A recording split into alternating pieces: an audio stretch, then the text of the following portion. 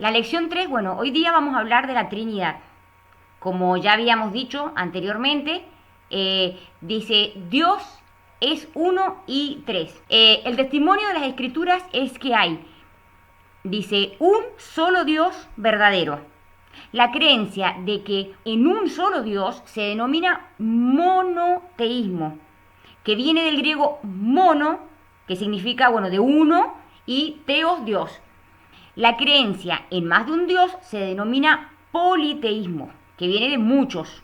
La fe cristiana es monoteísta. No sé si ustedes han visto que en la escuela, bueno, cuando nos enseñan en la escuela, nos enseñan, por ejemplo, lo que son los griegos o lo que son, bueno, todos por lo general son politeístas. La mayoría tienen muchos dioses.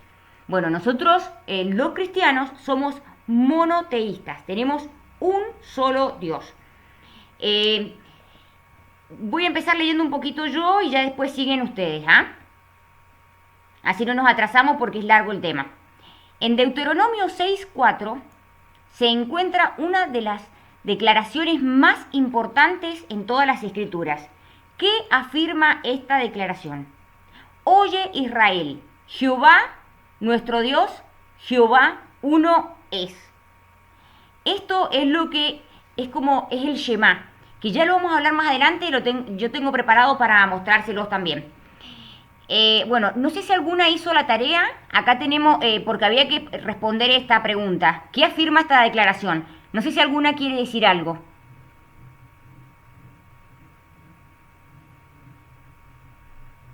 Bien, Clau, eso, ponételo bien pegadito porque no se escuchó nada recién. ¿Ya? Ahora sí, bien cerquita y fuerte. Es sencillo, lo que dice es que no hay muchos dioses, que hay un solo Dios. Bien, ajá, tenemos un solo. Bien, eso es básicamente lo que nosotros tenemos, un solo Dios. Dice, y bueno, mi explicación fue, adoramos a un único Dios. A mí me gusta agregar, como habíamos dicho, somos mujeres que somos reformadas, nos adherimos a una confesión de fe y también, o sea, los reformados y también están los catecismos. Nosotros aprovechamos lo que Dios ha dado a los primeros cristianos y han sido aprobados según lo que Dios le ha ido dando a lo largo de la historia. En este caso voy a hablar de la Confesión de Londres, capítulo 2, párrafo 1, que dice, el Señor nuestro Dios es un único, vivo y verdadero, cuya subsistencia está en Él mismo y es de Él mismo infinito en su ser y perfección. Dice, hay un solo Dios verdadero. Esta es la piedra angular de la fe del Antiguo Testamento y el Nuevo Testamento. Y dice, es importante entender que la palabra uno proviene del vocablo hebreo echad, que a menudo se refiere a una unidad de más de una persona. Por ejemplo, en Génesis 24 leemos, serán y en el hombre y la mujer, una sola carne, y en Esdras 3:1 se juntó el pueblo como un solo hombre. Esta verdad tendrá una gran importancia en la próxima sección de nuestro estudio, donde exploraremos lo que significa que el único Dios verdadero existe como una Trinidad, el Padre, el Hijo y el Espíritu Santo. Bien, voy a andar un poquito para que lo puedan leer mejor. Gracias Pris. Eh, Vieron que cuando es como que es muy difícil decir son tres en uno, o es uno, un Dios, tres personas, entonces la mente es como que quiere explotar. Entonces, ¿qué pasa? Nosotros si le pedimos a Dios que Dios nos ayude, no es un concepto que no está en la Biblia, porque sí está en la Biblia este concepto. Por ejemplo, cuando vieron, cuando ahí lo dice en Génesis, cuando Dios toma al hombre y a la mujer y dice que hace una sola, los hace una sola carne, o sea, son dos personas, pero lo hace una sola carne. Si bien la Trinidad no es lo mismo, no es una comparación directa con esto, no, pero son conceptos de que ya los tenemos en la Biblia. O, por ejemplo, como habían dicho acá, el pueblo, dice, era todo el pueblo y se unió como uno, con una idea. Entonces, es un concepto bíblico, es decir, son varias, como varias personas y que hacen una sola. Los credos, disculpa, creo que los credos explican un poco mejor lo que tú quieres decir. El credo de Atanasio explica Buenísimo, buenísimo. Sí, el credo de Atanasio es buenísimo por eso. Mucho sale del credo de Atanasio, que Dios lo usó a este gran siervo de Dios. ¿Qué afirman los siguientes versículos acerca de la naturaleza de Dios? ¿Hay otros dioses además del Dios de las Escrituras? Explica tu respuesta. Deuteronomio 4:39. Aprende pues hoy y reflexiona en tu corazón que Jehová es Dios, arriba en el cielo y abajo en la tierra, y no hay otro. Bueno, acá yo puse un comentario. Dios es Dios en todos lados, en el cielo y en la tierra. Y también algo que está bueno que quise poner como diciendo Dios es espíritu, porque nos pregunta acerca de la naturaleza de Dios. Dios es espíritu, es bueno también entender eso. Solo existe un único Dios, no existen tres dioses. Y acá puse yo la pregunta 5 del Catecismo de Spurgeon que dice, ¿hay más de un Dios? La respuesta es, hay solo uno, el Dios vivo y verdadero. Ahí están con esos versículos. La fe es el único Dios vivo y verdadero de las Escrituras. Debemos estar firmemente arraigadas en lo más profundo debe estar firmemente arraigada en lo más profundo de nuestro corazón y mente. Es la piedra angular y el apoyo o reposo de nuestra fe. Además, es importante reconocer que el Dios de las Escrituras no es simplemente el Dios, minúscula, de un lugar o reino, o esfera, dice, específico, como se pensaba de muchas deidades paganas. El cielo, la tierra, otros tomaban al sol, representan, dice, todo el universo, tanto material como espiritual. ¿Hay alguna que quiera decir algo respecto de esto? Respecto del versículo o... Betty, sí, te escuchamos. Sí, hermana. De lo que habla Deuteronomio 4:39. Allí es muy claro, así entiendo, que dice que hay que reflexionar que solamente hay un solo Dios en los cielos y en la tierra.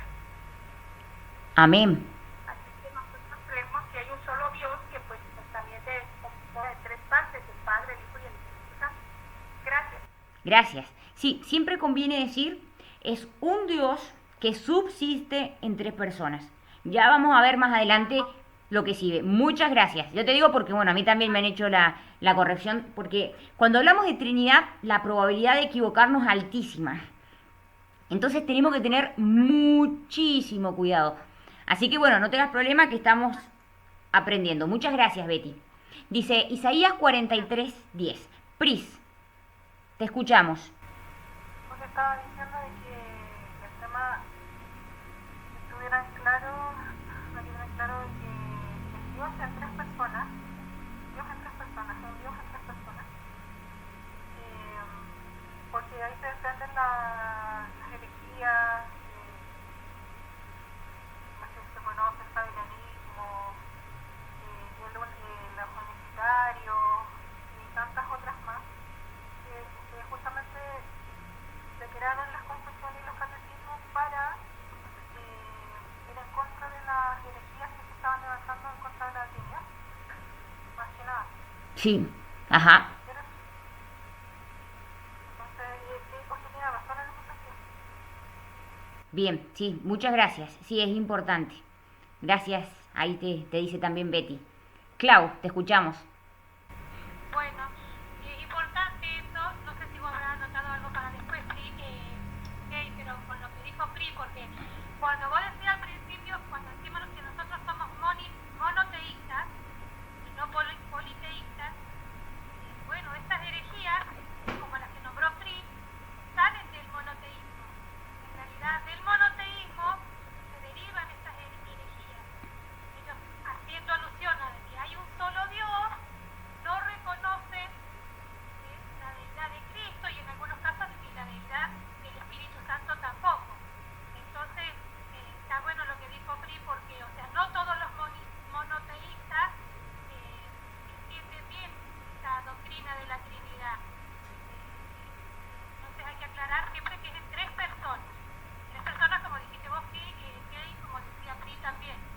Muy bien, muchas gracias. Ahora vamos a ver Isaías 43:10. Vosotros sois mis testigos, dice Jehová, y mi siervo que yo escogí, para que me conozcáis y creáis, y entendáis que yo mismo soy. Antes de mí no fue formado Dios, ni lo será después de mí. Bueno, acá el comentario que yo hice, porque estamos con la pregunta que estábamos hablando más arriba, de la pregunta era esta. ¿Qué afirman los versículos acerca de la naturaleza de Dios? ¿Hay otros dioses además de las escrituras? Bueno, respecto de este yo puse, Dios es eterno, infinito, no tiene principio ni fin, no fue formado, Dios no fue creado, Él es alfa y omega. Dios siempre existió. Entonces, eso es lo que yo puedo entender con... Sigamos. En este texto se encuentran tres palabras importantes que nos dirigen en una relación con Dios, como la que leímos recién. Dice, conocer. Esto denota más que tener conocimiento de Dios. Implica también una relación personal con Él. El proginosco. Bueno, después está creer. Dice, nuestra relación con Dios requiere más que conocimiento. También requiere confianza o fe. Y después está la tercera, que se llama entender. Habiendo creído en el único Dios verdadero, debemos buscar entender las implicaciones. ¿Cómo viviremos entonces? Todo viene de este versículo. Saca la palabra conocer. Saca de conocer. Saca la segunda de creer.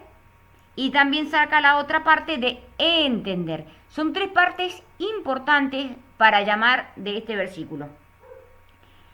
Ustedes cuando quieran me levantan la mano. Así no nos atrasamos tanto si yo pregunto. Después tenemos Isaías 45:10. Porque así dijo Jehová que creó los cielos. Él es Dios, el que formó la tierra, el que la hizo y la compuso. No la creó en vano para que fuese habitada, la creó. Yo soy Jehová y no hay otro. Bueno, mi comentario para este tema dice, Dios es creador de todo, es un ser increado. Es el único Dios, como ya lo hemos dicho. Bueno, ahora vamos a la tercera parte. Dice, según los siguientes pasajes, ¿cómo deberían vivir todos los hombres a la luz de la verdad de que Dios de la Biblia es el único Dios vivo y verdadero? Tenemos Éxodo 20 del 2 al 6. Si alguna quiere leer, me levanta la mano. Yo soy Jehová tu Dios, que te saqué de la tierra de Egipto, de casa de servidumbre. No tendrás dioses ajenos delante de mí. No te harás imagen ni ninguna semejanza de lo que esté arriba en el cielo y abajo en la tierra, ni en las aguas debajo de la tierra. No te inclinarás a ellas ni las honrarás, porque yo soy Jehová tu Dios, fuerte, celoso, que visito la maldad de los padres sobre los hijos, hasta la tercera y cuarta generación de los que me aborrecen. Hago misericordia a millares, a los que me aman y guardan mis mandamientos. La frase delante de mí es literalmente delante de mi rostro. Significa que el Señor debería ser nuestro Dios y que no debería haber ningún otro compitiendo por la lealtad de nuestro corazón. Cualquier persona o cosa que valoremos o sirvamos más que a Dios es un Dios falso. El celo de Dios no debería ser confundido con el celo pecaminoso de los hombres, el cual es un resultado de su envidia y egoísmo. Dios es celoso en el sentido de que Él no va a renunciar a su reclamo de lo que es suyo por derecho. Él no puede negar quién es, el único Dios verdadero, creador de los cielos y la tierra. Bien, muchas gracias. Acá vemos qué importante que es que a qué Dios estamos sirviendo. Estamos sirviendo a un Dios que es celoso y que Dios no comparte su gloria con nadie. O sea, Dios no va a compartir su gloria con que... Y hay muchas formas que quizás nosotros podemos tener de decir, tenemos muchas formas en las que podemos nosotros quizás decir, no, si nosotros adoramos a Dios, pero en nuestro corazón a veces tenemos otras cosas y que no son verdaderamente Dios, que son, por ejemplo, se hacen idolatría. Por ejemplo, tenemos cosas que quizás desplazan a Dios. Por ejemplo, no sé, capaz que amemos a nuestros hijos o a nuestro esposo o amamos mucho a nuestros padres. Sí, Ángeles, te escucho. Sí, creo que a mí me pasó esa parte, que decía que creía en Dios, pero estaba adorando a los nietos, ¿no? Me parecía el más importante y en lugar de irme a orar temprano los domingos, prefería quedarme con los nietos, pero yo decía que creía en Dios. O la pulserita, creo en Dios, pero traigo una pulserita roja. Entonces creo que ahí pues estamos equivocados. Dios es Dios, no hay idolatría, no hay nadie antes que nuestro Padre. Gracias. Hay una pregunta respecto de, bueno, del tema este que veníamos diciendo, cómo deberían vivir todos los hombres a la luz de la verdad, de que Dios es el Dios de la Biblia y es el único Dios vivo y verdadero. En el Catecismo de Spurgeon tenemos una pregunta, la tercera, que dice, ¿qué enseñan principalmente las Escrituras? Las Escrituras enseñan principalmente lo que el hombre debe creer acerca de Dios y qué deberes Dios requiere del hombre. Así que nosotros queremos hacer su voluntad. En las Escrituras tenemos todo. Ahí está todo. Bueno, vamos a leer Marcos 12 del 28 al 30. Acercándose uno de los escribas que los había oído disputar y que les habían respondido bien, les preguntó, ¿cuál es el primer mandamiento de todos?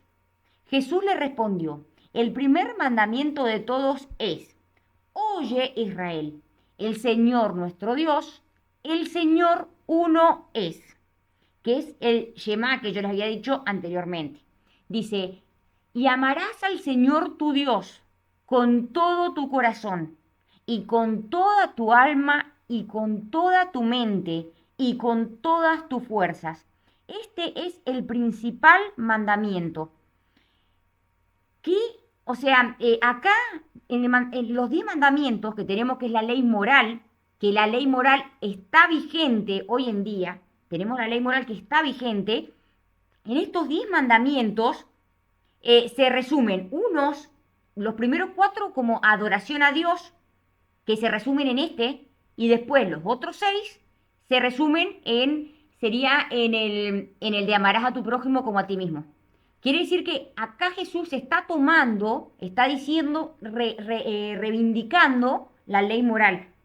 Y se resume en esto.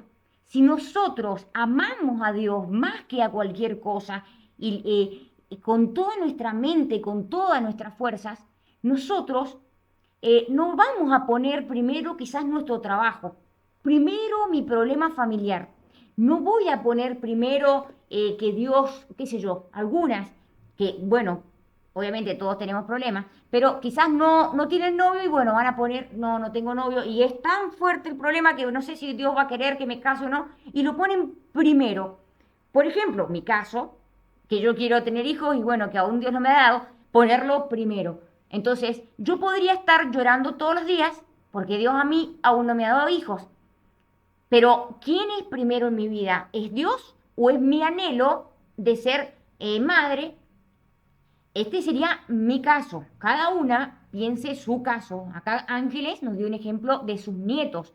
Entonces, a veces también los problemas son, o las enfermedades, y muchas veces las ponemos primero. Entonces vivimos sufriendo. Vivimos enojados porque Dios quizás no me da un mejor trabajo. Vivimos enojados, bueno, por muchas cosas podemos estar enojados. Porque nos tocó un esposo que quizás nos pelea, o nos tocó un esposo que no es converso, que no va a la iglesia, que no sirve al Señor. Nos tocó un esposo, qué sé yo. Hay tantas cosas. Entonces, muchas veces ponemos los problemas encima. No, el que tiene que tener la prioridad es Dios. Entonces, nosotros vivimos para Él, por Él y nosotros vivimos por Él y para Él. Vivimos para su gloria. La primera pregunta del catecismo que la vimos creo que en la primera clase. Entonces, es importante que nosotros vivamos para Él con toda nuestra mente, con todas nuestras fuerzas. Muchas veces estamos cansadas y decimos, no voy a orar mañana. O capaz que se juntan, se reúnen en la iglesia y decir, no, hoy me siento mal, no tengo ganas, no voy. O hay muchas cosas. Pero sin embargo, a mí me da risa porque, bueno, a los chicos les encanta ir a pescar. En el grupo de hermanos de la iglesia, y ahí está incluido mi esposo, les encanta ir a pescar. Entonces, vos los ves todos cansados, qué sé yo, capaz que algo, y los invitan a pescar, sean las 12 de la noche, las 10 de la noche, el horario que sea, ellos se levantan y se van a pescar con una sonrisa de boca a boca. Entonces, y hace frío, llueve, no sé. Yo no lo hago ni loca eso, pero ellos lo hacen, porque tienen una pasión por pescar. Es algo que a ellos les encanta ir a pescar. Y vos decís, esa pasión, Dios quiera que la podamos tener también para su palabra, para seguirlo, para servirlo y para poder adorarlo como Él nos pide. Nosotros cuando nos confesemos, tenemos que pedirle al Señor, tenemos que pedirle perdón, porque no lo podemos servir al Señor como Él nos pide. Amarás al Señor con todo, dice tu Dios, con todo tu corazón y con toda tu alma. No lo amamos así. No lo amamos. Que Dios nos dé gracia, que nos ayude a hacerlo con todo nuestro corazón. Que Dios nos dé esa gracia. Bien, y quería hablar algo del Shema, que lo busqué para pasárselo porque es lindo aprender un poquito más. Es de los judíos. Más que nada los judíos lo tomaban, dice, escuche Israel Hashem, dice, es nuestro Dios. Hashem es uno. Bueno, ¿qué hacen los judíos? Los judíos tenían como su confesión, ellos tenían como su confesión de fe. Hoy en día las iglesias reformadas tenemos nuestra confesión de fe. Más que nada hay otras también, ¿no? Las confesiones de fe, ellos tenían como su mínima confesión. Entonces ellos decían, oye Israel, Jehová uno es. Entonces ellos decían, bueno, vos decís eso, listo, somos uno, somos una unidad, somos un grupo. Entonces como que a ellos decir Jehová, uno es nuestro Dios, dicen, es uno, ellos los unía mucho, los unía en eso. Bueno, así son las confesiones. Tenemos algo en las iglesias, cada uno, no todas, pero la mayoría que tienen su confesión que los une en esas doctrinas. En este momento los judíos no tenían la revelación completa y no entendían lo que era la Trinidad. Ellos se quedaron con que Jehová es uno. Ahí se quedaron ellos. Dice, es la declaración, el Shema, es la declaración más básica y más repetida de la fe judía. Implica la afirmación de la unicidad divina, su omnipotencia y la aceptación de sus mandatos a través del pueblo de Israel. Bien. Ahora vamos a hablar, Dios es una Trinidad. La palabra Trinidad proviene del latín trinitas, que significa tres en uno. La Biblia afirma que el único Dios verdadero existe como una Trinidad, el Padre, el Hijo y el Espíritu Santo.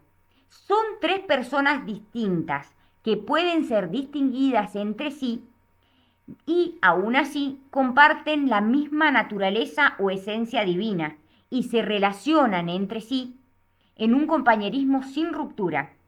Es importante notar que la palabra Trinidad no se encuentra en las Escrituras, sino que fue empleada por primera vez por Tertuliano, uno de los padres de la Iglesia, en sus primeros siglos para describir lo que la Biblia enseña acerca de la naturaleza triuna de Dios. Miren, chicas, hay infinidades de ejemplos sobre la Trinidad. Tenemos infinidades de ejemplos, pero la mayoría están mal, porque no podemos relacionar algo con Dios. Bueno, este se llama, se le dice la pericoresis. Esto es lo último que han descubierto los teólogos, que no, seguramente algún error debe tener, pero es como lo mejor que podemos encontrar respecto de la Trinidad para tratar de entenderla. Bueno, yo esto se lo enseñé a los niños en la escuela bíblica y lo entendieron, gracias a Dios. Bueno, tenemos un círculo, Dios es uno. Tenemos un Dios que subsiste. Tenemos que aprender porque, bueno, vamos aprendiendo las palabras. Que subsiste en tres personas. Una, dos, tres. Recordemos que acá las tres personas son la misma esencia. Tienen la misma esencia, es una esencia. Los atributos de Dios son uno. Todos tienen los mismos atributos porque es un Dios, pero son tres personas. Más adelante vamos a seguir estudiando un poco más. Ya dice, en Mateo 28:19 se encuentra la declaración usada en cada bautismo cristiano como mandó el Señor Jesucristo mismo. Esta declaración es un maravilloso ejemplo de la unidad y Trinidad de Dios. Por tanto, id y haced discípulos a todas las naciones, bautizándolos en el nombre del Padre, del Hijo y del Espíritu Santo. El Señor nos mandó a bautizar en el nombre del Padre, del Hijo y del Espíritu Santo. Observa que el nombre es singular y sin embargo es atribuido a tres personas diferentes. El versículo no dice en los nombres del Padre, del Hijo y del Espíritu Santo, sino en el único nombre de ellos, porque los tres son uno. La perspectiva trinitaria de Dios que descubrimos en Mateo 28:19 se ve a lo largo de toda la Escritura. Lee Corintios 13:14 y luego completa las frases. La gracia del Señor Jesucristo, el amor de Dios y la comunión del Espíritu Santo sean con todos vosotros. Amén. La gracia del Señor Jesucristo, el amor de Dios. Acá había que rellenar la palabra Jesucristo y Dios. ¿Qué es lo que sería?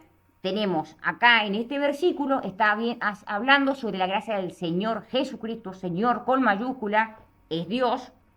Tenemos Jesucristo y tenemos el amor de Dios. Acá está separando dos personas claramente este versículo. Obviamente que hay también algunos más y ya están más claros. Dice, muchas gracias Cami. Ya después más adelante te sigo diciendo. La estructura literaria mencionada anteriormente denota una igualdad absoluta. Es notable que el Hijo es mencionado antes que el Padre. Sería blasfemo mencionar al Hijo y al Espíritu Santo en la misma frase con Dios, el Padre, si no fueran iguales a Él. En este caso está demostrando de que ambos son iguales. El Padre, el Hijo y el Espíritu Santo son de una sola o una misma esencia divina y moran en perfecta igualdad y unidad, pero a la vez son tres personas distintas y no simplemente una persona que se revela en tres maneras diferentes. Esta verdad es afirmada claramente en los siguientes versículos. Marcos 1:9-11. Aconteció en aquellos días que Jesús vino de Nazaret de Galilea y fue bautizado por Juan en el Jordán. Y luego, cuando subía del agua, vio abrirse los cielos y al Espíritu como paloma que descendió sobre él. Y vino una voz de los cielos que decía: Tú eres mi Hijo amado, en ti tengo complacencia. Bien, acá habla de tres partes. O sea, directamente da los tres. Están las tres personas de la Trinidad. Dice, el Hijo es bautizado. Jesús cuando va a pedir para ser bautizado. El Espíritu Santo desciende. Acá está bueno hacer la aclaración, porque dice desciende como paloma. Lamentablemente, en las escuelas bíblicas se ve mucho, lo toman como que el Espíritu Santo es una paloma. Y a los niños, ellos piensan que el Espíritu Santo es una paloma. Y bueno, si vamos a ir más a las iglesias pentecostales, ellos piden la paloma. Entonces ya esto llega a ser una herejía lo que dicen. No sé si entienden lo grave que es no entender al Dios que adoran. El Espíritu Santo es Dios. En este caso desciende como paloma, no es una paloma. No es una paloma, sino que desciende como paloma. Entonces, el Espíritu Santo es Dios. Y pedirle a los niños que pidan la palomita es una herejía. Dios nos dé gracia, nos dé entendimiento. También hay coritos que cantan y la palomita blanca, palomita azul, llévame hasta el cielo donde está Jesús. Que Dios dé entendimiento, que Dios dé entendimiento. Es una herejía porque están tomando a un Dios, a la tercera persona de la Trinidad, como un animalito, como una creación. Y también lo están tomando como si fuera una fuerza que los posee. Entonces, que el Señor nos dé gracia. Y dice, y también está el Padre, que es el que habla desde el cielo. Entonces, en este versículo, claramente tenemos la Trinidad. Después hay otro que dice, Cami, ¿quieres seguir leyendo? Me gusta escucharlas. Sí. Y yo rogaré al Padre y os dará otro consolador, para que esté con vosotros para siempre, el Espíritu de verdad, al cual el mundo no puede recibir porque no le ve ni le conoce. Pero vosotros le conocéis, porque mora con vosotros y estará en vosotros. Bien, gracias. Este me encanta. Esto es de uno de mis pasajes preferidos porque muchas veces oramos, o sea, en nuestra ignorancia, orábamos, Señor, que venga tu Espíritu, Señor, que tu Espíritu venga. En las iglesias, estoy hablando más que nada del corte pentecostal, que es de donde yo he salido, pero bueno, por ignorancia, lamentablemente lo hacen. Señor, que tu Espíritu baje, que venga tu Espíritu. Y no es una fuerza, no es una fuerza. Entonces, miren qué bien que esta parte como lo explica. El Hijo ora al Padre. Dice, el Padre, yo rogaré al Padre. El Padre da al Consolador o Espíritu Santo. Muchas veces decimos, estoy solo, el Señor no me escucha. Si sos un verdadero creyente, cuando sos creyente, sos sellado con el Espíritu Santo y el Espíritu Santo entra a vivir dentro tuyo. El Espíritu Santo entra a vivir dentro nuestro. Entonces, no hay forma de estar solos, no hay forma de llorar y decir, Señor, estoy solo, me han dejado solo, no me escucha. Muchas veces oramos y decimos, Señor, no me escucha. Está dentro nuestro. Y nos persevera el Espíritu Santo. ¿Por qué vamos a llegar y vamos a perseverar hasta el fin? Porque tenemos el Espíritu Santo. Bueno, Betty, gracias. Tenemos al Espíritu Santo. No estamos solos. Cuando yo entendí eso, lamentablemente hay algunos que también dicen que si vos no hablas en lengua, no tenés el bautismo del Espíritu Santo. Y si no tenés el bautismo del Espíritu Santo, no tenés a Dios. No tenés el Espíritu Santo. Hay algunos que han llegado en tal ignorancia a decir que no tienen el Espíritu Santo porque no hablan en lenguas. Y es doloroso. Que sí, bueno, pero no podemos juzgarlo. Porque yo también estuve ahí metida y el Señor me dio gracia. Y le pedí mucho al Señor para poderlo entender y el Señor me dio gracia. Entonces vamos a estar tranquilos y vamos a esperar en el Señor. Y bueno, que Dios le dé luz. Que Dios les dé luz. Porque Dios, el Espíritu Santo habita con nosotros, está en nosotros. Por eso vamos a caer, sí, podemos caer en pecado, pero nos va a levantar. La perseverancia de los santos es que el Espíritu Santo trabaja en nosotros y nos levanta. También hay otro pasaje que dice, Cristo en mí, Cristo está en mí. Entonces muchas veces estamos tristes, estamos mal y no estamos solos, Él está con nosotros. Para mí ha sido una promesa maravillosa entenderlo. Bien, dice, en estos sencillos textos de las Escrituras está claro que el Padre, el Hijo y el Espíritu Santo son tres personas distintas. Dios no es tres seres independientes o tres dioses diferentes. Tampoco es una sola persona que se pone tres máscaras diferentes, ojo, o que simplemente se revela de tres formas diferentes. Acá están hablando de herejías, son herejías. Estas de que dicen que es un Dios, pero se revela en tres formas diferentes.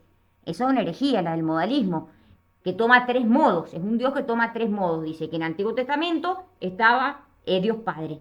Jesús, cuando estuvo acá, fue Dios Hijo, y Dios Espíritu Santo está ahora. Como tres modos. Bueno, esto es una herejía. ¿Y por qué la iglesia, obviamente que no son iglesia ellos, caen en estas herejías? Porque no estudian teología. porque no estudian, porque no conocen, no quieren, se resisten. Dicen, no, eso de los católicos. No es de los católicos. O sea, católico significa universal. Es la Iglesia Universal de Cristo que se juntó, hizo concilios y definieron lo que era la Trinidad, quién era Cristo, definieron todas estas cosas. El Dios, dice, el Dios de las Escrituras existen tres personas distintas, pero iguales. ¿Quiénes son? Uno solo en naturaleza o esencia divina y moran en perfecta igualdad y unidad. Ahí lo está explicando, como yo le decía recién, es una esencia. Y las tres personas dice que moran en perfecta igualdad.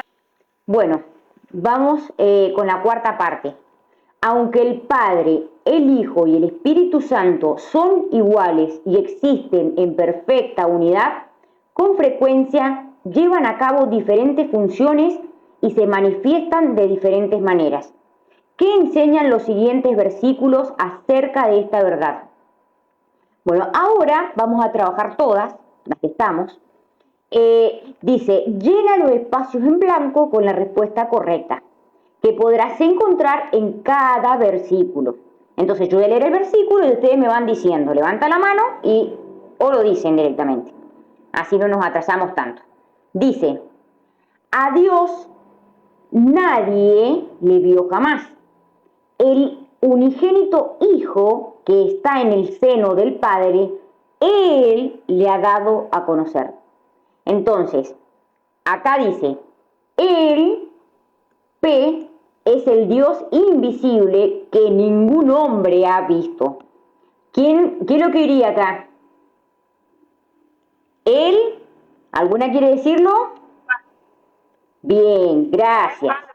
Gracias, Betty. El Padre. ¿Qué quiere decir? Que el Padre es espíritu. Nadie le ha visto jamás. Nosotros conocemos al Padre por medio del Hijo que se hizo carne. Y lo que tenemos en el Antiguo Testamento, cuando aparece como el ángel de Jehová o como aparece en otras partes, son cristofanías o teofanías. O sea, cuando hemos visto a Dios, que han dicho, porque en realidad nadie le vio jamás, pero bueno, como que han visto algo de Dios, es que han visto al Hijo, porque el Padre es espíritu. Eso tenemos que ir entendiendo. Obviamente que después, capaz que no lo he visto todo, pero hay unos conceptos, hay unas cosas que son importantes, unas doctrinas, que hablan de antropopatismo y el antropopatismo es respecto de las emociones. Ojo, no tiene emociones Dios. Y después la otra sería antropomorfismo, que Dios tampoco tiene forma, sino que Dios nos habla, como diría Juan Calvino, creo que se dice, Dios nos habla como que si fuéramos niñitos. Entonces cuando nosotros le hablamos a un bebé le decimos, papá, y hablamos como un bebé. Bueno, Dios hace eso, nos habla así para que nosotros lo podamos entender. Pero no es que Dios tenga manos o que tenga todo eso. Dios Padre es espíritu. Ay, bueno, Pri, muchas gracias. Gracias por haber estado. Ahora voy a leer el segundo. Leo los tres versículos que siguen. Dice, el verbo, y aquel verbo fue hecho carne y habitó entre nosotros. Y vimos su gloria, gloria como del unigénito del Padre, lleno de gracia y de verdad. Acá está hablando de Dios, o sea, es algo que no hay forma de decir que no es Dios, la persona que tenemos que poner ahora. Dice, a Dios nadie le vio jamás, el unigénito Hijo, que está en el seno del Padre, Él le ha dado a conocer, es la misma. Y bueno, después dice, Jesús le dijo, ¿tanto tiempo hace que estoy con vosotros y no me has conocido, Felipe? El que me ha visto a mí, ha visto al Padre. ¿Cómo pues dices tú, muéstranos al Padre? Ahí, como hemos dicho recién, Él es la imagen del Dios invisible. Entonces, dice, el H es Dios hecho carne y la revelación perfecta del Padre. ¿Qué es lo que diría acá? El Hijo sería. Gracias Cami. Muy bien. Gracias Betty. el Hijo. Yo a veces hablo fuerte porque no, la computadora a veces no graba bien. Bien, ahora vamos con las otras. Mas vosotros no vivís según la carne, sino según el Espíritu, si es que el Espíritu de Dios mora en vosotros. Y si alguno no tiene el Espíritu de Cristo, no es de él. Yo os rogaré al Padre y os dará otro consolador para que esté con vosotros para siempre, el Espíritu de verdad, el cual el Padre no puede recibir porque no le ve ni le conoce, pero vosotros le conocéis porque mora con vosotros y estará en vosotros. Respondió Jesús y le dijo, el que me ama, mi palabra guardará, y mi Padre le amará, y vendremos a él y haremos morada con él. Miren, qué hermoso, que era lo que yo les decía recién, haremos morada con él. Dios habita en nosotros. Cristo en mí, Dios. Obviamente que es el Espíritu Santo, pero no nos podemos separar, en una misma sustancia. Chicas, Dios está en nosotros. Si nosotros pudiéramos verdaderamente entender esto, que es muy parecido a lo que les leí más arriba, que es maravilloso entender que Dios está en nosotros, nos cambiaría la forma de vivir. Porque muchas veces hacemos cosas que a Dios no le agradan. O pensamos mal de alguien, o hablamos algo que no teníamos que hablar, o no sé. Continuamente estamos pecando. Si nosotros entendiéramos que Dios habita en nosotros y conociéramos al verdadero Dios, que no quiere que pequemos nada, no nos perdona ni un pecado, viviríamos con temor, pero gozosos. Entonces no pecaríamos, trataríamos de no pecar, pecaríamos menos si entendiéramos esto, y también estaríamos gozosos, glorificando a Dios, porque Dios es en nosotros. Es grandioso entenderse que Dios está en nosotros a pesar de nuestro pecado, a pesar de todo, porque Dios mira a Cristo. Es como, ¿vieron los lentes de sol? Nosotros miramos, por ejemplo, así podemos mirar el sol, si no es muy difícil mirarlo. Bueno, es como que Cristo es el filtro para ver a Dios. Dios nos ve a través del filtro que es Cristo. Si no está Cristo, nosotros seríamos consumidos. O sea, por su gracia común no, pero en algún momento seríamos consumidos. Pero Dios nos mira a través de Cristo. Dios mira la sangre que ya derramó, que no la vuelve a derramar, como hacen los católicos en cada misa, sino que Dios mira a Cristo, ya derramó su sangre, ya nos hizo justos, Él cumplió la ley, Él nos dio sus obras y a nosotros nos ve perfecto. Entonces por eso nos mira por Cristo. Esto es grandioso. Y que no solamente eso, que nosotros somos tan pecadores, tan indignos somos, no solamente eso, sino que Dios vive en nosotros. Gloria a Dios, que Dios nos dé entendimiento y podamos vivir gozosos, porque no estamos solos. Está Dios en mí y Dios controla mi vida, Dios controla todo el universo. Muchas veces vamos a pasar por pruebas muy difíciles. Ahí creo que había dicho, ahí no sé si está, Gladys, había dicho, yo en la clase pasada, yo lo perdí todo, pero ahí entendí, cuando nosotros verdaderamente pasamos por pruebas difíciles, ahí nos damos cuenta de que o confiamos en Dios o no sé, pero no tenemos otro a quien ir. Muchas veces confiamos en un trabajo, confiamos en la familia, confiamos en lo que nos rodea, nada podemos confiar, o en el dinero, el que tiene. No podemos confiar en nada, solamente en Dios. Él es la roca, Cristo es la roca. Bueno, vamos a seguir. Ahora empezamos con el resumen, así podemos terminar. En esta lección dice, hemos estudiado por las Escrituras que podemos afirmar las siguientes verdades acerca de Dios. Bien, dice, Dios es uno solo, no hay tres dioses diferentes en la Trinidad. Una herejía que llamamos triteísmo. Acá Gladys dice, yo tenía todo, lo perdí todo. Qué maravilloso, chicas, me quedé sin nada. ¿Saben por qué Dios permite todas estas cosas? Dios las permite para que veamos que no somos nada sin Él. y que dependemos 100% de Él. Muchas veces nos creemos que tenemos fuerza, ¿no? Si yo puedo salir a trabajar, ¿no? Si yo tengo mis cosas, el que ha podido juntar algo de cosas, dice, no, yo tengo mis cosas. Chicas, no tenemos nada nuestro, ni siquiera la salud, ni siquiera el oxígeno que respiramos, nada es nuestro. Nada, nada, nada. Y Dios permite estas pruebas, permite que perdamos todo para que dependamos de Él. Así es, Gladys, muchas gracias por compartir. Para que aprendamos a depender de Él. Cristo es todo, todo, todo. No somos nada sin Él. Sí, Cami, te escucho. Hermanas, yo quería compartir que, bueno, a veces... ¿Sí se escucha? Sí, te escuchamos. ¿Se escucha bien? Bien.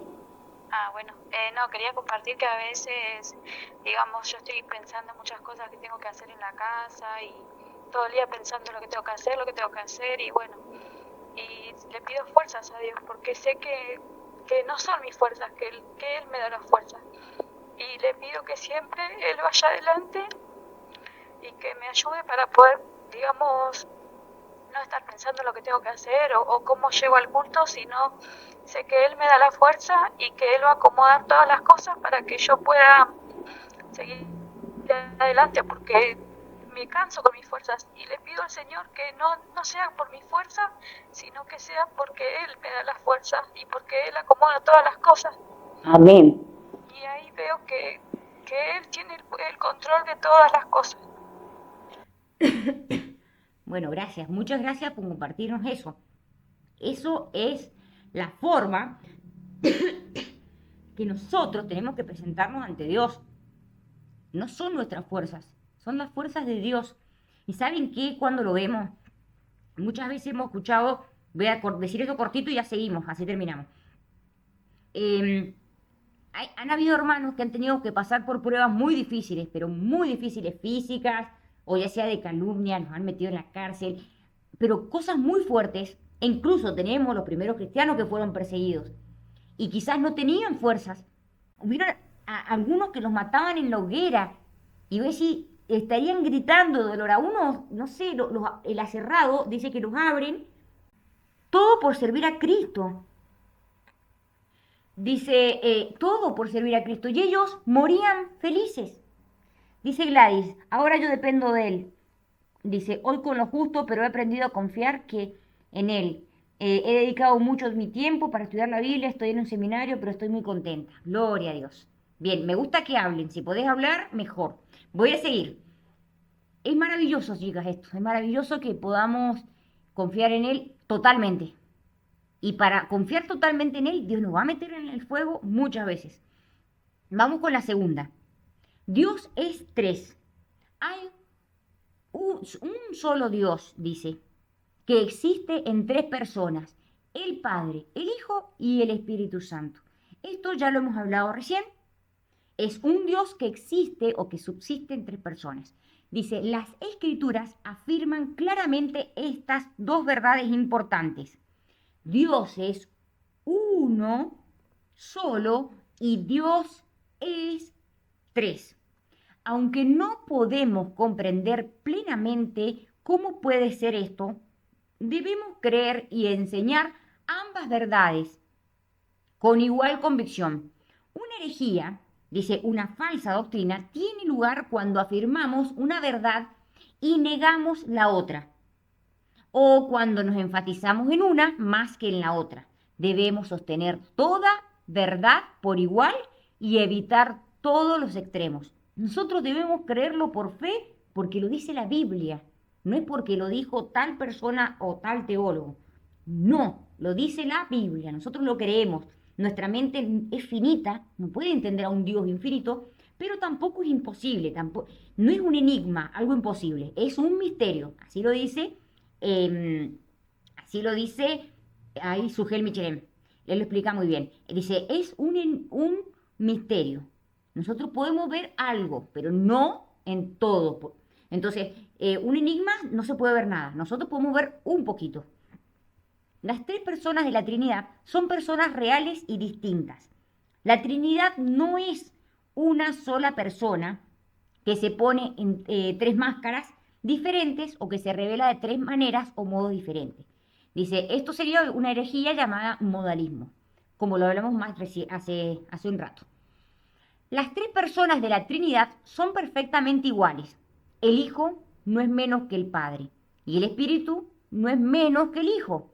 Las tres tienen importancia porque son Dios, son una misma sustancia. Las tres personas de la Trinidad pueden manifestarse de diferentes maneras y pueden llevar a cabo diferentes funciones. Ningún hombre ha visto al Padre. El Hijo se hizo carne y habitó entre los hombres. El Espíritu mora en cada creyente. Acá tenemos que entender que son tres personas y tienen tres funciones diferentes. Eso tenemos que verlo. Y bueno, como ya hemos dicho, que el Espíritu Santo mora en cada creyente. El misterio de la Trinidad no es una razón para negar la Trinidad. Algunos pueden decir que no pueden creer porque no lo pueden entender. Si algo no puede ser explicado, no puede ser verdad. Ojo, eso creen que está mal. Si aplicásemos esta misma lógica a toda la Biblia, incluso a nuestra propia existencia, entonces quedaría muy poco en qué creer. Aún las verdades más sencillas de las Escrituras y la realidad humana van mucho más allá de nuestro entendimiento. Nuestra creencia no se basa en nuestro entendimiento, sino en el testimonio veraz de las Sagradas Escrituras. Esto es lo que yo les explicaba recién. La mayoría de las ilustraciones que se emplean para explicar la Trinidad son lastimosamente inadecuadas. Con frecuencia, los estudiantes de la Biblia han recurrido a varias ilustraciones en un intento por explicar la Trinidad. Lamentablemente, estas ilustraciones a menudo hacen más daño que bien. Por ejemplo, a veces la Trinidad es comparada con el agua, la cual existe comúnmente en tres estados: líquido, sólido, gaseoso. Tal ilustración es una distorsión de la Trinidad, porque sugiere que Dios es una sola persona que adopta tres formas diferentes, lo cual sería una herejía. Como dice la herejía del modalismo. Imagínense qué grave es tomar eso. Y lamentablemente muchas veces nos los han enseñado mal. Y no solamente esa, también enseñan la del huevo. Un huevo que tenés la cáscara, tenés la clara y tenés la yema, que te dicen que es la Trinidad. No, está mal, porque son tres sustancias diferentes. Por eso es muy difícil. Uno tiene que estudiarlo bien y ya ir a los mejores teólogos y de ahí sacarlo. Y bueno, y sabemos que puede llegar a estar sujeto a algún error. Bueno, pero ahora me gustó mucho la pericoresis, la veo como la mejor que hay hasta ahora. Dice, es mejor afirmar, dice, simplemente tanto la unidad como la Trinidad de Dios, sin explicaciones ni ilustraciones, que dar para una explicación o ilustración que sea engañosa o incluso herética. Implicaciones de la Trinidad. La doctrina de la Trinidad no es una mera especulación teológica, sino la clara enseñanza de las Escrituras. Sin embargo, no basta afirmar que la Trinidad es bíblica, también debemos entender algo de sus implicaciones. Es increíble cómo es atacada la Trinidad, cómo es atacada la divinidad de Cristo. No saben lo que es. Los testigos de Jehová, los mormones, los unicitarios, que son los pentecostales unicitarios, es increíble cómo atacan la Trinidad, cómo atacan al Dios de la Biblia. Y hay teólogos de eso, hay Biblias de eso. O sea que tenemos que estar muy fuertes en esto. Y es una lucha espiritual muy grande. Estas son las verdaderas luchas, las que luchan contra la verdad de la palabra de Dios. Bueno, algunas implicaciones más obvias e importantes. 1. La Trinidad nos enseña que Dios es relacional. Esto está bueno.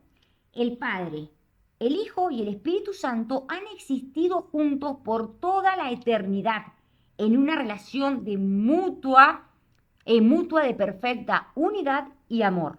El creyente ha sido invitado a entrar a ese compañerismo. Imagínense nosotros, creación suya, pecadores, que lo odiamos antes de ser renacidos en Cristo, lo odiábamos a Dios, nos ha dado, dice, el creyente ha sido invitado a entrar a este compañerismo. Nosotros algo hemos leído, porque es Dios en nosotros, de esto de Juan 14. Dice, la Trinidad nos enseña que Dios no tiene ninguna necesidad. Dios no hizo al hombre o redimió a un pueblo para sí mismo porque estaba solo o necesitado, sino para su propia gloria y producto de su superabundancia. Las tres personas de la Trinidad están perfectamente satisfechas entre sí. Dios no necesita ser completado por algo o alguien fuera de sí mismo. Miren, acá tenemos como varias cosas importantes. Una es que nosotros somos creados para su gloria, no somos creados para mi beneficio, para que Dios conteste todos mis pedidos. Y si me va mal me voy a enojar, y si Dios no me responde, si Dios no me da el matrimonio, me voy a enojar, si Dios no me da hijo, me voy a enojar, si Dios no me da... No, chicas, nosotros no vivimos para nosotras. Si Dios no me da ese trabajo, si yo no puedo recibirme, no sé, hay tantas cosas. Nosotros no vivimos para nuestra gloria. O decir, voy a estudiar mucho, voy a estudiar teología, voy a estudiar un montón para saber más y para que me llamen más la atención y para que, no sé, para decir que yo sé todo. No, nosotros todo lo que tenemos, lo que Dios nos ha dado, tiene que ser para su gloria. Porque, ¿saben qué, chicas? Esto me gustó mucho. Fue algo que estuve pensando y después lo leí, no sé, en algún lado lo leí. Pero lo había pensado, incluso creo que lo había subido al Facebook. Que nosotros estamos como revestidos, nuestros dones, nuestras cosas, estamos revestidas de Él. Nuestro conocimiento, esto de entender a Dios, entender la sana doctrina, esto de entender a Cristo, de aceptarlo, es como que nosotros estamos revestidos de esa sabiduría, de estas cosas, pero no es nuestra. No nos tenemos de qué jactarnos. Dios nos las puede quitar. Chica, es como una ropa que Dios nos ha puesto, brillante, gloriosa, pero nosotros somos vasos de barro. Si Dios quita eso, nosotros no somos nada, somos estériles. Obviamente, claro, así es, Betty, todo es de Dios, todo es la gloria de Dios, todo. Por eso, todo tiene que ser para la gloria de Dios. Si tocamos un instrumento y decís, ay, qué lindo que estoy tocando, no sos vos. Es Dios que te dio la sabiduría y la capacidad para tocar. Si Dios, estoy cantando muy bonito, ay, pero qué lindo. No cantás lindo tampoco. O sea, no sos vos, es Dios que te dio esa voz para que vos puedas alabarlo. Y ahí está. ¿Qué vamos a hacer con los dones que Dios nos ha dado? Porque a todas nos ha dado dones. ¿Lo vamos a usar para la gloria de Dios o lo vamos a usar para nuestro propio bien? No está mal que si alguno es músico y se perfeccionó y quiere trabajar de eso, no está mal. Pero que ¿a dónde está nuestro corazón? ¿Estamos sirviendo a Dios con lo que nos ha dado? ¿Estamos predicando el Evangelio? ¿Estamos siendo ejemplo a las demás personas?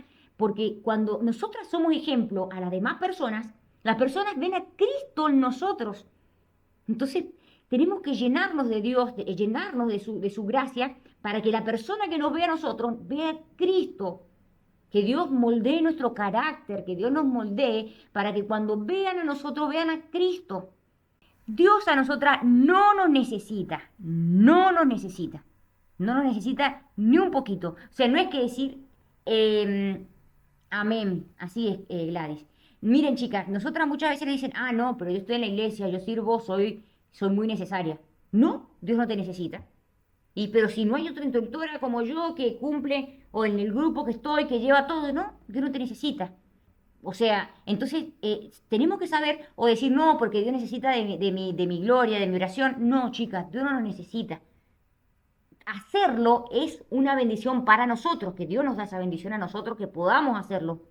Es una bendición para nosotros, pero no es que Dios necesita de nuestra gloria para aumentar o disminuir su gloria, no.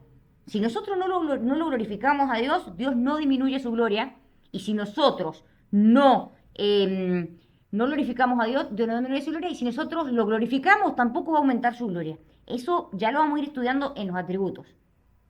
Bien, seguimos. La Trinidad nos enseña que Dios es amor. El amor no es solo una acción, es también un atributo de Dios. Este atributo es eterno. no es algo que comenzó con la creación. Dios era amor mucho antes de que el universo fuera hecho. Y una perfecta expresión de este amor se encontraba entre las personas de la Trinidad. La Trinidad nos enseña que nuestra salvación es la obra de Dios.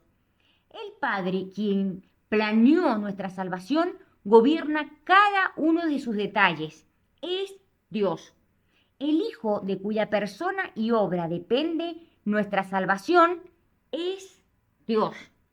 El Espíritu, quien mora en nosotros y nos sella para el día de la redención, es Dios. Tenemos una Trinidad trabajando para nuestra salvación. Y después van a venir unos y te van a decir, pero la salvación se pierde. ¿De quién es la salvación? ¿De quién es nuestra redención? Es algo que no se entiende. Dios Padre nos elige desde antes de fundar la creación porque quiso. Eso nadie lo sabe. ¿Por qué nos eligió? Pero seguramente Dios nunca nos va a elegir porque lo íbamos a elegir nosotros a Él. Porque la condición de nosotros es muertos en delitos y pecados, porque Dios sabía que íbamos a pecar y que nuestra paga, la paga de un pecado, es eterna. ¿Sabían eso? La paga de un pecado es eterna. ¿Por qué es eterna? Porque estamos ofendiendo a un Dios eterno. Entonces, si nosotros ofendemos a un Dios eterno, la paga de esa ofensa es eterna. Quiere decir que nunca podemos ser salvos por nuestras fuerzas. Adiós pelagianismo. Pelagianismo dice que somos salvos por nuestras obras. Adiós pelagianismo. Adiós semipelagianismo. Él le da un poquito más. Adiós, incluso por el arminianismo dice que somos salvos por gracia. Aunque ahí le agrega algunas cositas que... y bueno, y a lo último terminan diciendo que perdemos nuestra salvación. Los arminianos, no arminios. Bueno, acá dependemos de Dios. Es un pacto intratrinitario. Esto que estoy hablando acá, estoy hablando de un pacto que se dio en la Trinidad. Nosotros no tenemos nada que ver ahí. Somos beneficiados nada más. Es un pacto intratrinitario entre el Padre. El Padre nos elige. El Hijo viene y se redime. En Pedro y en el Apocalipsis dice que Jesús había estado inmolado el Cordero antes de la fundación del mundo. Para que vean que Dios no tiene tiempo. Dios ya preparó todo desde un principio. Y el Espíritu Santo está en nosotros y nos persevera. En el Antiguo Testamento también se necesitaba la vida espiritual para que los creyentes pudieran creer, si no, no hubieran podido creer. Porque todos los israelitas no se salvaron, solamente los que fueron regenerados. Quizá les estoy dando mucha información teológica, pero bueno, de a poco lo van a ir entendiendo si no lo entienden. La Trinidad es un modelo para nuestras relaciones humanas. Las tres personas de la Trinidad moran juntas, en perfecta igualdad y unidad. Sin embargo, cada una tiene diferentes roles o funciones. Esto es especialmente evidente en la sumisión del Hijo, en su naturaleza humana al Padre. Aunque igual al Padre, Cristo, mire, ojo acá, porque también hay herejías acá, y en la iglesia también, cristiana. Miren lo que hay acá. Dice, aunque igual al Padre, Cristo se sometió a la voluntad del Padre y se humilló él mismo, haciéndose obediente hasta la muerte. Esto prueba que la sumisión en su contexto adecuado no es denigrar la dignidad del individuo ni una marca de inferioridad. Ojo, aprendamos esto. La sumisión no es denigrar la dignidad del individuo ni una marca de inferioridad. Esto tiene una aplicación especial para cada aspecto de las relaciones humanas, especialmente con respecto a la vida de la iglesia. Los líderes y la congregación, el matrimonio, esposos, esposas, la familia, padre, hijos, los empleos, empleadores, empleados. Acá vemos un padre diciendo, ellos van a ser salvos, van a ser salvos, pero van a ser salvos por el Hijo. Entonces el Padre manda al Hijo a que venga a la tierra, se sacrifique, cumpla la ley, se sacrifique por nosotros. Y se somete, pero que se somete no significa que sea inferior. Acá también hay otra herejía escondida que anda por ahí dando vueltas. el hijo se somete al padre, pero el hijo no es menor que el padre, se somete en amor y no va obligado, va feliz por amor a su padre. Y saben una cosa, chicas, Dios nos ama a nosotros en el Hijo. Dios nos ama en el Hijo, porque sin el Hijo no nos podría amar, porque el Hijo se entregó por nosotros y pagó por nosotros. Y esta es un acto maravilloso, porque lo podemos aplicar a todas las partes de nuestra vida. Por ejemplo, los líderes de la congregación, tenemos un pastor, los pastores dicen, no, bueno, ahora vamos a hacer esto, vamos a hacer aquello. Oh, pero ¿por qué el pastor? Y empezamos a criticarlo, empezamos a cuestionarlo. Acá Dios ha puesto un orden, pastores, diáconos, los diáconos son ayudantes, pero bueno, pastores, aunque también saben de la palabra y todo, pero los que más guían son los pastores, y los demás, las mujeres, los hijos, todos los demás, tenemos que someternos a esa autoridad que Dios puso. Por eso tampoco la mujer, no tiene sentido que la mujer quiera decir que puede ser pastora. La mujer no puede ser pastora porque Dios no instituyó una mujer pastora, ni siquiera obispa ni nada. Bueno, después tenemos otro ejemplo de esta sumisión, es matrimonio, esposos, esposas. Y es lo que más cuesta hoy en día, bueno, no a todas, pero algunas sí, algunas nos cuesta un poco más. Que la mujer se someta al hombre, hoy con el feminismo está derrotado esto, que la mujer se someta a su esposo, es un orden bíblico. Dios lo ha tomado, es un orden bíblico esta sumisión. No es un invento del patriarcado, nada, es bíblico. Pero miren lo que pasa. Jesús se sometió al Padre. ¿Y Jesús fue menos? No. ¿Fue menos digno? No. Jesús después fue exaltado y a lo sumo, dice la Biblia. Entonces, Jesús dejó todo, se despojó de su gloria, ojo, no de su poder ni nada, y vino a la tierra. Pero él siguió siendo Dios, pero se despojó de estar en el cielo feliz y vino a la tierra a sufrir como nosotros. Lo peor que puede haber es haberse hecho carne un hombre como nosotros. Y él se hizo hombre como nosotros. Pero él siguió siendo Dios también. Bueno, nosotras, cuando nos sometemos a nuestros padres, o la que está casada se somete a su esposo, que mejor es someterse al esposo, no estamos siendo menos mujer. No somos menos mujer. Ojo, que en el concepto de someternos tampoco está en decir, sí, me quedo callada y dejo que él diga lo que quiera y haga lo que quiera. La mujer es ayuda idónea también. La mujer tiene que guiarlo al esposo, porque muchas veces le falta quizás alguna idea. La mujer le sugiere buenas ideas y bueno, el esposo que Dios le dé sabiduría para llevar adelante. Pero bueno, la mujer que se somete a su esposo está cumpliendo con lo que Dios le ha pedido. Eso es patriarcado, no, se está cumpliendo como Jesús se sometió. Y después tenemos, ahí vamos Claudita, que ya estamos terminando, la familia. Bueno, cuando los hijos se someten a los padres. Eso es importante. Y después tenemos los empleos. Someternos a nuestro jefe. Miren qué sabia la Biblia. Someternos a nuestros empleadores. Ah, pero si mirá lo malo que es, ¿no? Si mirá lo corrupto, ¿no? Si mirá cómo nos maltrata, qué sé yo, no sé. Hay tantas cosas hoy en día que podemos encontrar. Siempre hubieron abusos y todo.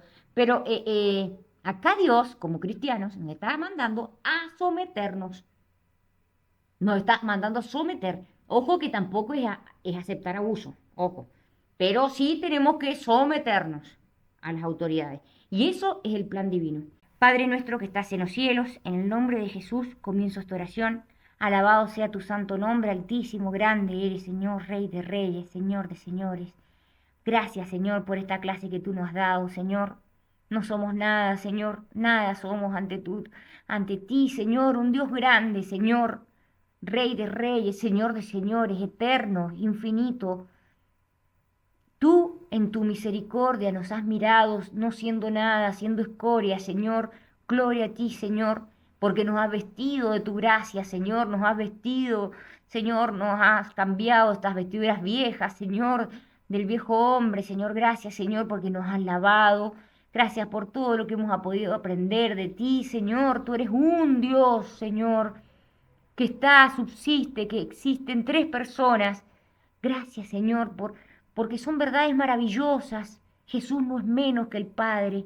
El Espíritu Santo tampoco es menos. Son los tres. Los tres son Dios. Gracias, Señor. Y no son tres dioses, son un solo Dios. Gracias, Señor. Gracias por lo que hemos podido aprender, Señor. Te pedimos que lo podamos aplicar a nuestras vidas. Danos gracias, Señor. Una de las aplicaciones es de someternos, Señor. Ayúdanos a someternos a nuestros jefes, Señor. Ayúdanos, Señor, a someternos a nuestros padres, a nuestros esposos, Señor. No somos menos por hacerlo, Señor. Te pedimos, Señor, que podamos aplicar todo esto que hemos aprendido, que ha sido maravilloso, Señor. Gracias, Jesús, por habitar en nosotros, Señor. Gracias, Dios, porque somos humildes, Señor. Somos míseros vasos de barro, Señor, a los cuales tú has puesto tu gloria, al cual tú habitas en estos vasos de barro que somos, Señor. Gracias, Señor, por tener tanta misericordia. Gracias, Señor, porque cuántas veces se te rompen esos vasos. Se rompen por nuestra dureza, por nuestro pecado, por nuestro orgullo. Se rompen esos vasos en tus manos, pero tú los amasas y lo vuelves a hacer con tanto amor, con tanta misericordia. Gracias, Señor, porque tú nos estás preparando a la imagen del Hijo, Señor. Vamos a pasar por pruebas, Señor, como se ha hablado hoy día también, pero tú siempre vas a estar con nosotros, porque tú estás en nosotros, con nosotros y en nosotros. Gloria a Dios, gloria a ti, Señor. Te pedimos, Señor, que tú nos acompañes en nuestros hogares, con nuestras familias, que nos acompañes en nuestra iglesia local, Señor, para que todas las hermanas puedan congregarse, porque es muy importante la iglesia local, Señor, para que cada una pueda pertenecer a una iglesia, no solamente asistir, sino pertenecer, poder compartir con los demás hermanos. Gracias por esto tan grande que tú nos has dado, Señor, porque solas quizá no hubiéramos llegado nunca a entender estas cosas, pero tú has dado maestros a lo largo de la historia que tú le has revelado, le has inspirado, Señor. Disculpa, no, ni siquiera revelado ni inspirado, sino que tú los has iluminado para que ellos hayan podido, Señor, entender estas maravillas. Y hoy tú nos las regalas a nosotros. Gracias, Señor. Te pedimos por cada pedido, Señor. Tú sabes, Señor, nuestro hermano Ondina, Señor, que ha estado en el hospital, su padre casi al borde de la muerte, pero tú tuviste misericordia, Señor. Gracias, Señor, porque lo has librado, Señor, de la muerte, Señor. Gracias, Señor. Ahora te pedimos por nuestra hermana Ondina que está con dengue y es muy difícil, Señor. Te pedimos por ella, Señor. Te pedimos, Señor, por cada una de las hermanas, Señor.